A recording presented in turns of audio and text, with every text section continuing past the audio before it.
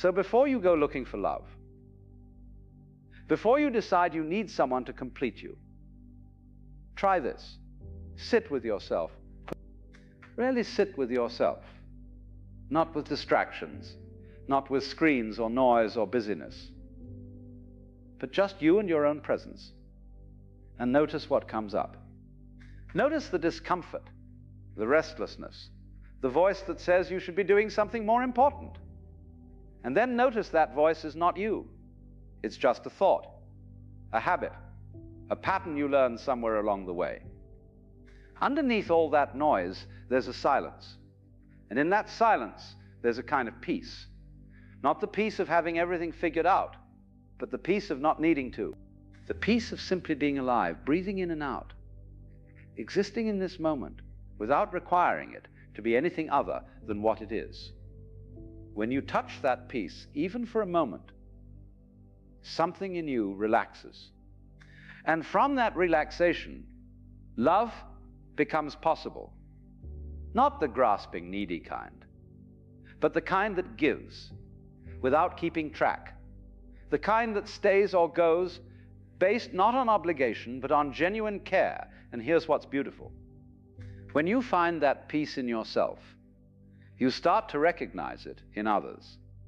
You can spot the ones who are also drinking from their own well, who don't need you to fix them or complete them. And when two such people meet, it's not about rescuing each other. It's about two whole beings choosing to walk alongside each other for a while, sharing what they have, learning from each other, growing together, but never losing themselves in the process. This is the great irony. The moment you stop needing love, you become capable of receiving it. The moment you stop chasing it, it finds you. Because you're no longer approaching people as a beggar, bowl outstretched, hoping they'll drop something into it. You're approaching them as someone who already has enough, who has something to offer, who can give freely, because giving doesn't diminish you. And people respond to that. They're drawn to it because it's so rare to meet someone who isn't constantly taking, who isn't draining energy, who isn't using the relationship to fill some bottomless need. So if you want in love and be loved, start here. Stop trying to earn it. Stop trying to prove you deserve it. Stop performing and pretending and contorting yourself into shapes you think others want. Instead, turn inward. Make peace with the person you find there. Not by fixing everything that's wrong, but by accepting that nothing needs fixing. You're not a project. You're not broken. You're not incomplete. You're a living, breathing expression of life itself. And that's enough. It's always been enough. From that place, love is not something you chase or something you earn. It's something you are.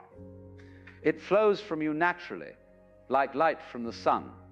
And whether others return it or not becomes less important. Because you're not giving in order to get. You're giving because giving is your nature. And in that giving, you discover something remarkable. You discover that you were never empty in the first place. You were always full. You were always loved. You just forgot for a while. And when you remember, when you really see it, everything changes. You stop begging for crumbs and realize you're already at the feast. You stop searching for someone to complete you and realize you were never half a person to begin with. You stop trying to earn love and simply become it. And from that becoming, from that overflowing, you meet others not as empty vessels hoping to be filled, but as rivers meeting rivers, each full from their own source, joining together not out of need, but out of the sheer joy of flowing together for a while. This is the love that doesn't fade when circumstances change. This is the love that doesn't turn bitter when expectations aren't met. This is the love that sees you at your absolute worst and doesn't turn away, because it was never based on your best behavior. It was based on the recognition that beneath all the masks, all the roles, all the stories you tell yourself, you are the same life, the same consciousness, the same being that moves through everything and everyone. And how can life stop loving itself? So here's my invitation to you. Stop looking for love out there. Stop trying to become worthy of it. Stop performing and pretending. Instead, go inward. Meet yourself fully. Accept yourself completely. Not because you're perfect, but because perfection was never required. And from that acceptance, from that peace, watch what happens. Watch how love begins to flow from you without effort. Watch how the right people appear in your life, not to save you, but to dance with you.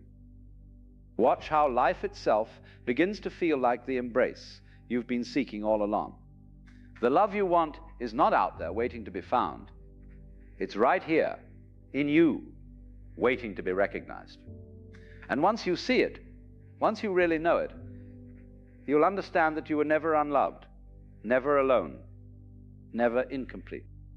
You were always held by something so vast, so generous, so utterly without conditions, that you couldn't see it because you were looking for something smaller, something you could grasp and control. But real love cannot be grasped. It can only be surrendered to. And in that surrender, you discover that you are it, you always were, and you always will be.